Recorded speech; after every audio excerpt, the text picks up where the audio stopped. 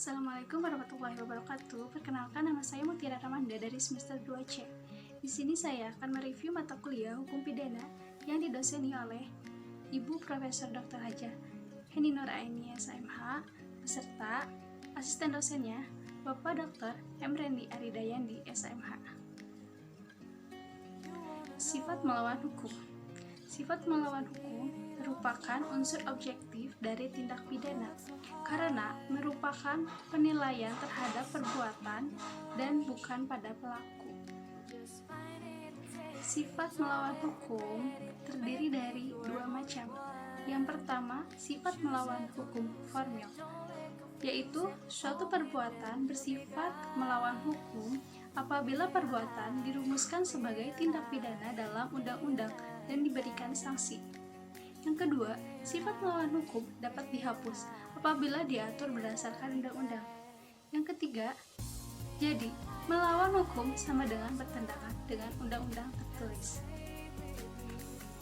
Selanjutnya yang kedua, sifat melawan hukum material, yaitu yang pertama, bukan hanya berdasarkan undang-undang tertulis saja, tetapi juga berdasarkan asas-asas hukum yang tidak tertulis atau living law.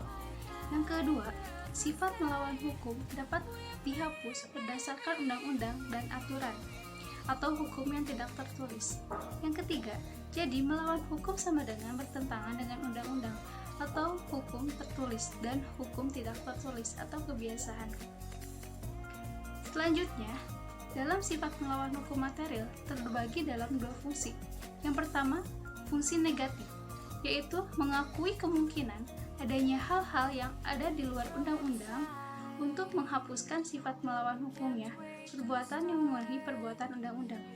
Yang kedua, fungsi positif, menganggap suatu perbuatan tetap sebagai tindak pidana walaupun tidak nyata diancam dengan pidana dalam undang-undang. Jadi mengakui adanya hukum tidak tertulis sebagai sumber hukum positif. Yang terakhir, kesimpulan dari materi tersebut yaitu yang pertama, sifat melawan hukum dapat dihapus dengan adanya alasan pembenaran. Yang kedua, menurut sifat melawan hukum formil, alasan pembenaran hanya dapat diambil berdasarkan hukum tertulis. Yang ketiga, menurut sifat melawan hukum material, alasan pembenaran dapat dilihat dari hukum tidak tertulis. Sifat melawan hukum material terbagi menjadi dua. Yang pertama, dalam fungsi negatif, yaitu mengakui kemungkinan adanya hal-hal yang ada di luar undang-undang untuk menghapuskan sifat melawan hukumnya perbuatan yang memenuhi perbuatan undang-undang.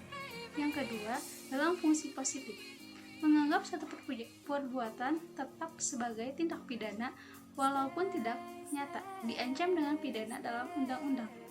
Jadi, mengakui adanya hukum tidak tertulis sebagai sumber hukum positif.